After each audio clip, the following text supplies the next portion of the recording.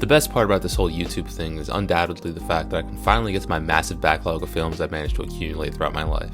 Good Will Hunting was one I was really glad to finally get off the list, and today we're taking a look at yet another movie that's lingered on the backlog for years. The Departed, starring Leonardo DiCaprio and Matt Damon, and directed by the legendary Martin Scorsese, is a 2006 remake of the Hong Kong film titled Infernal Affairs.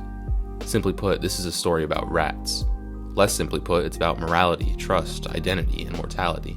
Unlike most of the films I've covered where the power comes from the themes presented, this film is special due to its simply incredible narrative. From beginning to end, it's intriguing, morbid, and exciting. And with a narrative this spectacular being handled by a legend like Scorsese, it was bound to be a masterpiece.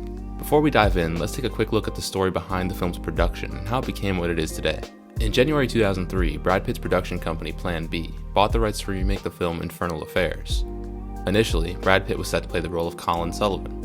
However, he eventually decided that the role should go to someone younger, and this was definitely the right decision in my eyes. I think Brad Pitt would have done a phenomenal job, however Matt Damon and Leonardo DiCaprio being closer in age lends itself better to the story being told. There are essentially two sides of the same coin, with the primary differences largely being based on their upbringing, as we'll discuss later. Jack Nicholson was brought on to play the primary antagonist, Frank Costello.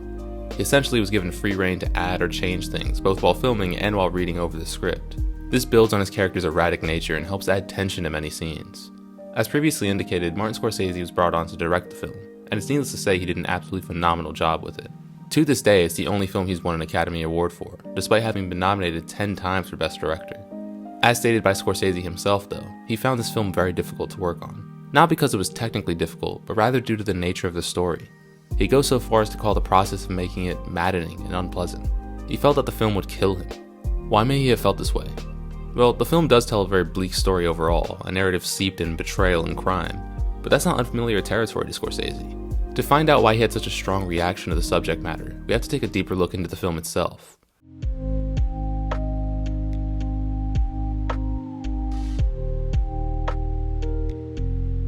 Our story begins with narration from the primary antagonist of this film, Frank Costello. His monologue gives us all the information necessary to understand his character. He is power hungry and believes that if he wants something, it's within his right to take it by force. This opening sequence is genuinely perfect. It provides essential context in an interesting way while also presenting dialogue that gets us ready for the morally deplorable nature of these characters. The sequence depicts young Colin Sullivan's recruitment by Costello. This scene also features what is by far my favorite line in the film. Costello speaks on how, as a kid, he was taught that he could either be a cop or a criminal, but when facing a loaded gun, what's the difference? And I figure now is as good a time as any to look deeper into Costello's character. This line presents an extremely interesting idea. While it's obviously a flawed ideology, it can be easy to see how someone could fall into that mentality when surrounded by death. We don't know much about Costello's background, but it's safe to assume that he likely grew up surrounded by crime and death in Boston. How did he react to this? The answer can be found in the very first line of the film. I don't want to be a product of my environment. I want my environment to be a product of me. He saw complete chaos, and he wanted to control that chaos. It's not about controlling the drug trade or crime, it's about controlling death. In this city, he decides who lives and who dies. Later in the film, Billy questions why Costello stays in the drug game. He's nearing 70 and clearly doesn't need the money. This need for control is why he stays though. He's also generally a complete lunatic with no morals whatsoever. And as mentioned previously, he justifies his complete lack of moral sense through the fragility of life. There's another line where someone tells him that their mother is dying, to which he responds, You all act accordingly. He lives his life as though he can die at any moment, and should that be the case, he wouldn't have to answer for anything he does. He views death as an inevitability. He doesn't fear it or run from it either. I've often seen people question why he even bothers going to his own incriminating deals when he has his own people who could take care of that for him. Some even label this as a plot hole. I would argue that it falls perfectly in line with this character though. Life and death are two sides of the same coin for him. He is genuinely crazy, and he gets more and more insane as the film goes on. And also, I just want to make sure that everyone's aware of this. I'm not trying to justify his actions at all. I'm simply explaining why I believe he does the things he does. It doesn't make it okay in any way. As we see through examples like Billy, who we'll get into later, and Billy's father, it's entirely possible to grow up in this environment and still be a decent human being. Costello is just evil. Congratulations. Thanks, hon. Just after this, there's a montage of two men working their way through state police training. Colin Sullivan, played by Matt Damon, and Billy Costigan, played by Leonardo DiCaprio. We also learn a very interesting piece of information. We learn what happens when a bullet hits someone's skull when fired from a 9mm hollow point.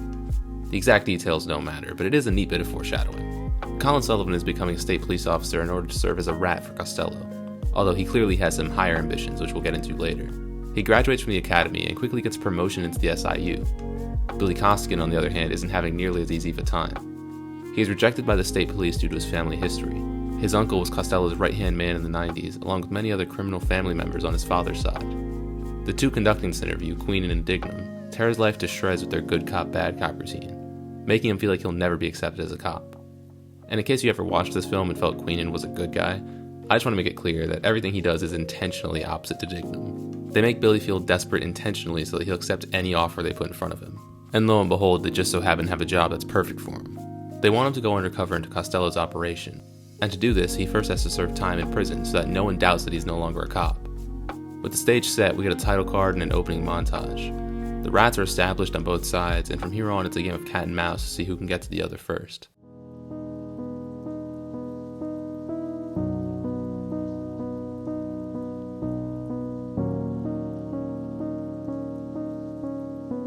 Now everything up to this point begs the question, why?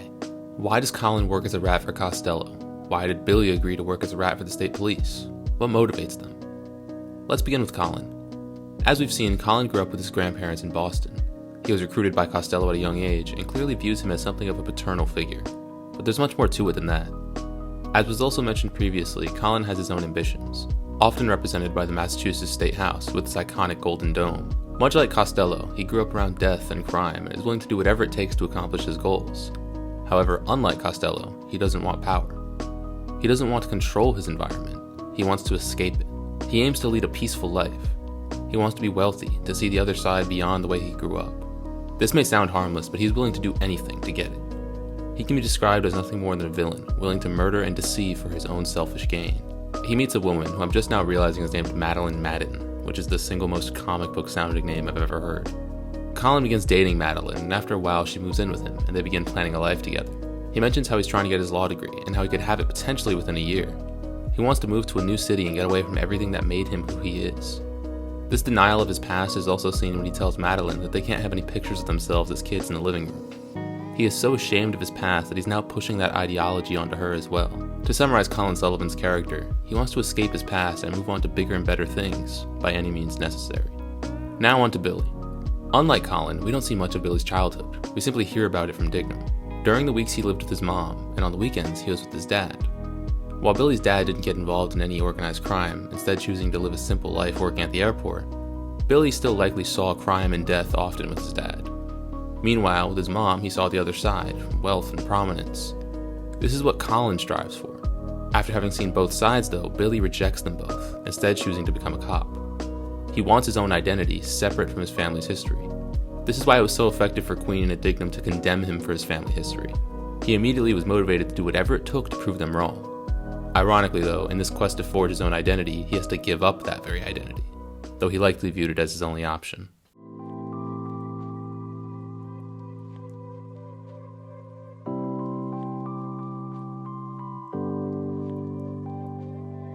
After a year of working undercover, Billy's slowly beginning to lose it. This work is driving him insane, to the point that he begs for Valium from his court-ordered shrink, who just so happens to be Colin's girlfriend Madeline. And let's just get this out of the way right now, Madeline is a really bad therapist. The brief meeting we see between Madeline and Billy is frankly embarrassing for her, and after the fact she agrees to go out for coffee with him. She does give him over to another doctor beforehand though, which only makes her a slightly less terrible therapist. Now this relationship obviously causes some serious ethical questions to arise. As I just mentioned, she used to be his therapist, but on top of that, she also claims to be in a serious relationship with Colin. That obviously makes all of this wrong. However, it's important to note the protagonist of this story is undoubtedly Billy. He's our hero, and by his own admission, the only contact he had, and practically the only one getting him through his time undercover, was Madeline. That, combined with us knowing the truth about Colin, may skew our view of this relationship, viewing it in a less negative light. The relationship may seem to exist in a gray area of sorts. Gray areas as a whole are an interesting psychological concept. It's important to remember they only exist within the human mind. The world around us, with the absence of perspective and context, operates on a system of black and white, and the characters get a harsh reminder of this. Now I want to clarify what I'm about to say here is only a theory, but I'll explain why I believe it to be true in a second. Near the end of the film, Madeline announces that she's pregnant to Colin. While it's maybe a relatively unassuming scene on first viewing, in hindsight it seems most likely that this baby doesn't actually belong to Colin. It's it's more than likely Billy's. And there's 4 main reasons I believe this. Number 1, Colin is impotent. That is repeatedly implied throughout the story. That alone wouldn't be enough though, as Colin apparently has reason to believe the child is his. The second reason is this line from Madeline. You know what? I thought I was the liar. Again though, this alone wouldn't be enough to confirm the baby isn't his. She could simply be referring to the fact that she cheated in the first place. The third reason is this scene where Billy gives her the envelope. She clearly has something to say to him, but he tells her not to tell him now, and instead wait 2 weeks. She never gets the opportunity to tell him though, as he dies soon after. And the fourth reason is simply how hard she was crying at his funeral. To me, it just seemed like there was more going on than her simply being sad that he had passed. None of those clues on their own mean much, but when put together, I believe it's likely the child was Billy's. This makes the ending even more distressing in my eyes. While Madeline and Billy's relationship may have seemed to be harmless stress relief, there are still consequences for their actions. This child would now grow up without a father due to their decision. What seemed gray, this film judges in black and white. The ethical questions were answered. Now this may seem a little dramatic, and it absolutely is, but that is typical of Scorsese. He often sneaks his own faith and beliefs into his films, and I believe this to be one such instance. That's not all for this idea of a false gray area though. While we've already been over the fact that Costello is pure evil, the cops aren't exactly righteous themselves. Of course, they aren't above deception. The whole point of this movie is a game of cat and mouse between the rats. However, the deception isn't the worst part. It's what's necessary for the deception to work. Billy has to do, or at the very least bear witness to horrendous actions and do absolutely nothing about it. This weighs heavily on his conscience, and that combined with the stress involved with working with someone like Costello is nearly driving him crazy. Now, as Dignam says, he signed the papers. He agreed to do this. These are just the consequences of his actions, right? Yes, but let's not forget the tactical manipulation employed to have him agree to take this job in the first place. Dignam would bring him down just for Queenan to offer a helping hand, to the point that Billy sought to gain Queenan's approval.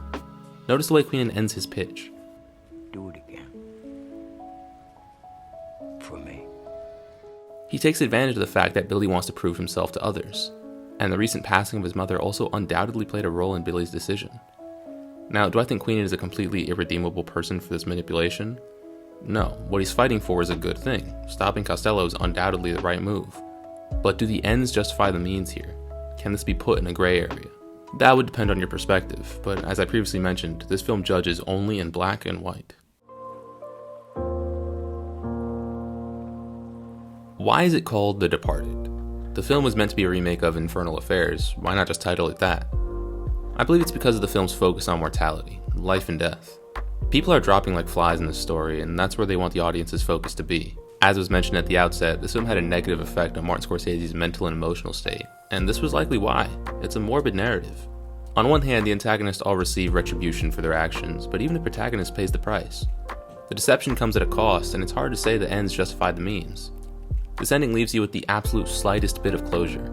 Yes, Colin and Costello are dead, but that's not going to bring back Billy, and Madeline's child still won't have a father. Dignam is at best without a job and at worst on the run, and Queenan's family is now missing a husband and a father. All that being said, there is a bit of finality to it.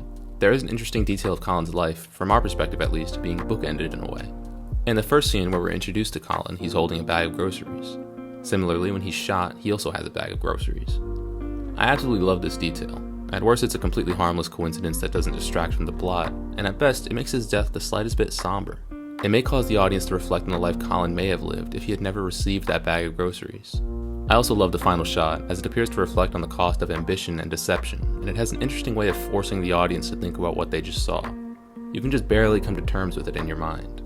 Admittedly, I don't feel as strongly about The Departed as I have about some other movies I've taken a look at recently. Films like Good Will Hunting and Fight Club have left a lasting impact on me, and while that is also the case here, it feels just a bit different. I enjoyed the film a ton, but as I mentioned at the outset, the film is special due to its incredible narrative, not as much for its themes. This shifts the film's strengths from having a lasting impact to instead being more rewatchable in my opinion. I usually watch these films 2 to 3 times for these videos, however, I've already rewatched The Departed 4 times since I started working on this. And the last time, the script was already nearly finished, I just wanted to see it again. The narrative is just that well put together, and while it's suspenseful the first time you watch it, to me it becomes fun after the fact. The movie can be enjoyed both as a simple action thriller, or you can dive deeper into the art and see it as a piece on mortality and morality, all through the lens of Catholicism. Either way, it's an incredible film, and I hope I was able to express that here. Thanks for watching.